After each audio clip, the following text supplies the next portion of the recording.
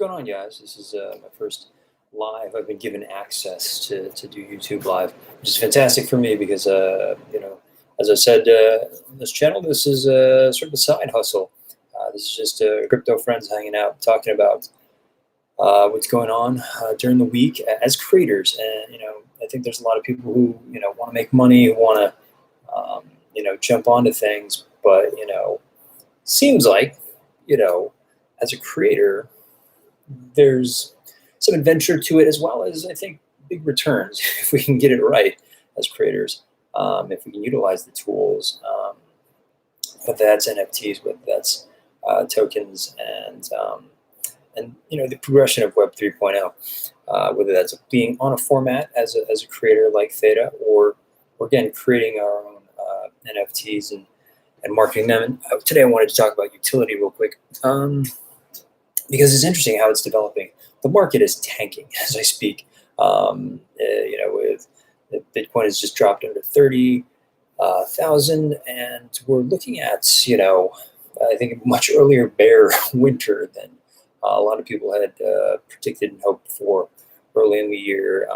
Dropping below the lowest 2021 levels, I think was a bit of a shock for a lot of people.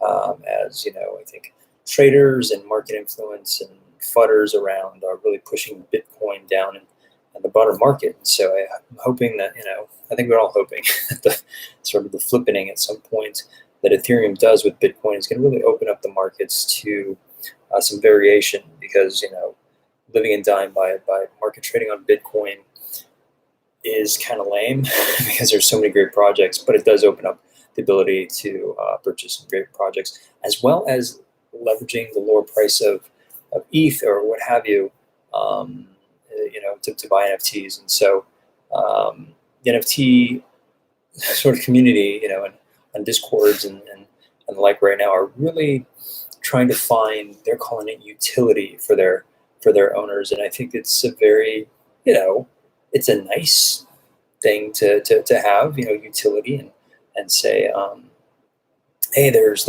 a, value in the NFT that we have beyond just owning and particularly trading it, on open seas. There's different ways of bringing value as a creator. The Degens NFT that I've been speaking about has created much more of a desire to create live events. Sadly, COVID-19 Delta variant is going to squash a lot of those goals, I believe. But the goal of them creating a community that's going to have live events, that's going to have exclusivity. I think Bored Ape Yacht Club has definitely opened that up. Their Discord is full of cool, jokey fucking people, and I don't have a Bored Ape Yacht Club NFT. That shit's too expensive. I get priced out. I talked about this in a previous video. I get priced out when I'm looking at it, and I'm like, oh, hey, I really want to get into this. Maybe I'll look into this. And over that course of like 3 days of like finding the perfect one, I get priced right out. So building community, on the NFTs, there's obviously there's the gaming, there's the Axie Infinity angle, and that's been around for so long, and now it's starting to really catch fire, and it's sort of smaller money-making iterations. And I think you can jump on that Axie bandwagon, and that's cool and all. But here at the Crypto Friends, we're creators, and we want to try and find ways to make those worlds. And it's a great example for us to kind of look at it, creating community, and then putting the value of what we sell as the NFT. They kind of liken it to a locker. It's just like you got the key, you can sell the NFT key, and in the locker, we can put a lot of interesting things now. We can put acceptable, interesting things such as, gaming gear, like on another NFT. I'm able to get build outs of a metaverse, and so I'll go over that as well. Getting sort of rare items before the game even starts, kind of Genesis items they call it. So they should be pretty valuable, and it's a battle kind of to get those those items because you're fighting against bots.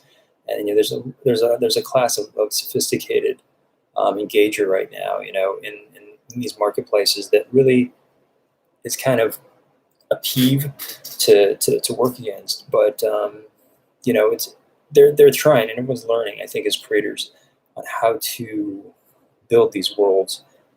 And so just a little foreshadowing there. And then so in terms of how else you can build quote unquote utility, what you're asking is like, how can we build value for people who've put money into NFTs? Because you look at the pricing, I mean, all of them, even as crypto goes down, I know certain NFTs can certainly buck the trend if they're super popular, but then at some point they just stop getting the buying volume because there's another NFT project right behind it every week. If you go to raritytools.com, you can find it. Go up to the new listing, and you can find every week there's these new upcoming projects, and those are the ones that are going to build up heat and maybe have a push, have a budget for a push for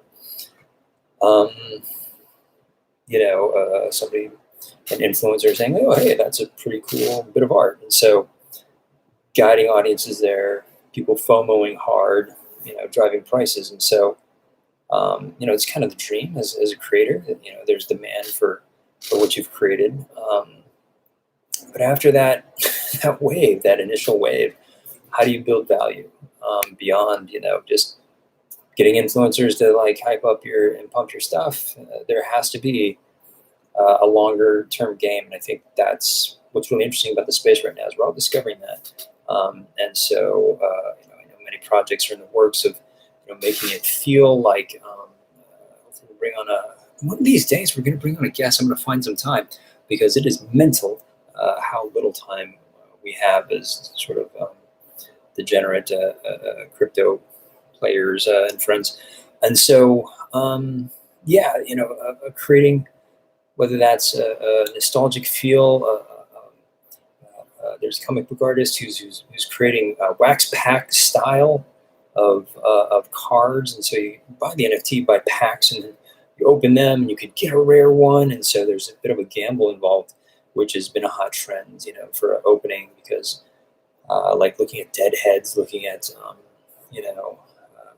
to some degree, anything that you, I think, buy now is, especially the random generated ones, they give you, sort of, okay, you've bought X amount, and you don't have to see them until you're able to see them and view them in the marketplace, to some regard. And so, kind of exciting, but again, how do we build value beyond that? That is the question. And so, I think degens, again, let's be factual here. Degens got the smallest pump. It didn't have enough behind it, because I think just sort of on the same day, Gary Vee mentioned deadheads. And so again, like, you just get like the sort of like everyone FOMOing into something else. And so as degens began to die, it was very interesting in the discords, the servers. It was the conversations turned really, really bad quickly. I think a lot of people got banned because they were just bringing everybody down. They were calling everything a rug pull. It's just like, well, a rug pull of what? It's a bad term, but they just feel ripped off, and I think that's fair. I paid $250 per NFT. I think they're worth. I mean, I got lucky. I think I got a fairly rare one, but as a bottom floor, the floor value, which is the value of the floor, or the lowest priced NFTs in the series, is down to about $50, just under. And so when you calculate how ETH has been tanking alongside Bitcoin, so when you look at the monetary, sort of value is horrible. We're down 80% as a project. And the observation again of the quote unquote community is like, wow, the paper hands people like lit their hands on fire. They were just so like, oh my gosh, I'm not making 10x within one day. I'm out. This is shit. This is horrible. And it was interesting to see that community. And I think a lot of the curation of this decentralized community is actually very centralized, and it's I just don't think you can get away with having something so openly decentralized that anything can be said, and you sort of begin to lack the curation of the messaging and hopefully the values as curators that you're trying to put forth as a creator, or even as just a moderator within those chats. And so they're pushing forward to try and find value. And the first thing they did is they burned over 2,000 of the degens, and so you could submit and sell. And there was a bot that bought 100 ETH worth of NFTs that they didn't want, that people didn't want, so they put them up for market and they put them at the floor, and then so the bot buy them at the floor. It was indeterminable at what price. Actually, I think that really frustrated a lot of people because they thought they could resell it at perhaps their purchase price and get a refund of sorts, but it was actually buying on the floor all the way down. And as it was buying on the floor, here's where it got interesting. If the floor got lower, then the buyback would be more, and there'd be less degens because then they'd be bought and then burned. And so some people were like, "Oh God, drop the floor, drop the floor." Two things happened. A, the floor did really drop like heck, and people felt the value of what they had purchased was destroyed. It was decimated by this desire to get the floor down so that there was a buy, so that there would be a burn, so that there could be less degens or less of the series. And so there's out of the 11,100, 11 that there's now roughly 9,000. They wanted to do more. I think people were like, "Oh God, that if we can really bring it down even more and bring the scarcity." And so they're working to increase scarcity, bring the number down, and then hopefully the value would be there. But that's an artificial way of controlling it. It's a way, but again, if there's no desire for just the one, how are you going to get 9,000 or 8,000 or 7,000 to be valued? And so I think the creators of that have began to understand that. I think this is all nascent, and this is why this is fun. This is why I love talking about this stuff. Is because as a creator you can say, okay, well look, maybe we can do exclusive events. Maybe we can do. They're trying to do merch. I don't know if I hate merch. I just hate saying merch because it's a lost cause. Every time I see a friend from a band doing it, or just like anybody on film doing it, I just think it's a lost cause. I don't know. I guess NFTs are part of merch to some degree, but I think merch. I don't know. I don't love merch, but NFTs again as an area of exploration and adding value to ownership is what interests me. And so how is it that you've been thinking about accomplishing it? Because it's the Wild West, and you could be the one to come up with how to add value, how to add this quote unquote utility to an NFT ownership. And so I think Gary Vee is doing a hell of a job. He came out guns blazing with that.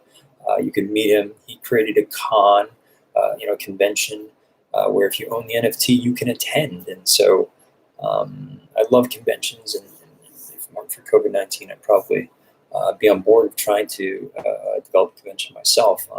They're just fun. I mean, if you grew up and went to Comic-Con and stuff like that, as a kid, it's like the best. And so coming up with conventions around the things that you're passionate about are they're fun events. New York just had it was a quasi NFT one. It was really heavily. It was just found its way just in between. I think the uprise of the Delta variant, and they were able to have a really huge event for investors, to try and educate Wall Street, seemingly about basically the market. So it's a big educational curve, and certainly a lot of YouTubers are getting a lot of traffic. Guys I've seen had like 1,000. I was following like they had like 1,000 followers. Or now 400,000, 500,000 followers, and so there's a lot of people who want this information. Again, on this channel, I want to try and keep it curated towards creators and those who want to develop them, because I think that's why I'm in this. It's a sort of an extension of being an artist, but also I think it's more, man, you can kill it. You can really make a lot of money. I mean, we're all looking at people or whatever with the big sale, but I think, in terms of creating income for yourself, there's so much power to, the royalty of an NFT and giving that to, like if I sold the Shepherd Fairy behind me, he's not going to get a piece of that.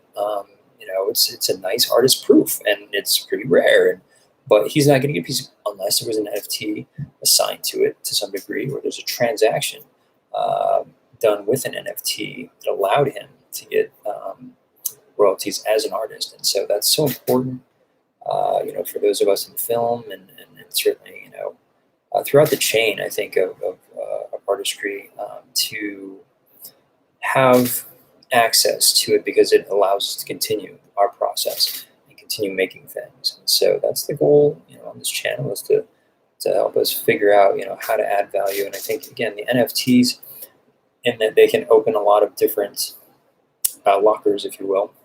Well, they open one locker, but what we're able to put in that one locker, up to 30 megabytes, is something that is, it could be anything. It could be a lot of things. I've seen a lot of experimentation as to, it just being a link to a Vimeo for, exclusive content, trailers, bonus materials. And I think, earlier I talked about, how this is going to be ticketing. Ticketing is going to be an, and, I don't know if it's going to be, movie theater style, but certainly events.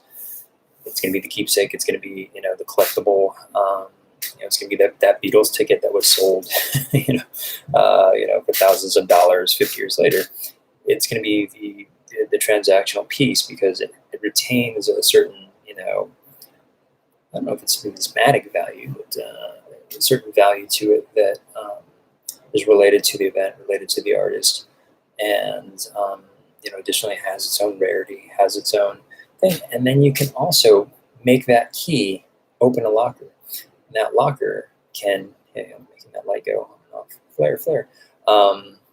It can allow us to put something in that locker, in terms of content, in terms of, again, links to other things, or, within that 30 megabyte cup, what is it that we can put in there? It's, a small video. It's a comic book. If you go to OpenSeas, there's a comic book that's being released. They're doing their first edition. And, there's the link to the PDF, and you get access to it, and that's yours. How to, put it, into a game. You can actually have the avatar, the 3D project file of an avatar that you're going to play in the game. And so ways of adding value is exciting time. And so love to hear how you guys are adding value. One of these days, I'm going to bring on some guests and talk about how they're adding value, because there's some interesting work amongst sort of the boards that I moderate, and this is why I'm here, to kind of give a bit of an echo to what's going on in the chats and what's going on sort of on the ground floor of where creators are discussing how to approach this new era and this new style of communicating to our audiences. So thank you again. Like, subscribe, whatever, but go make stuff.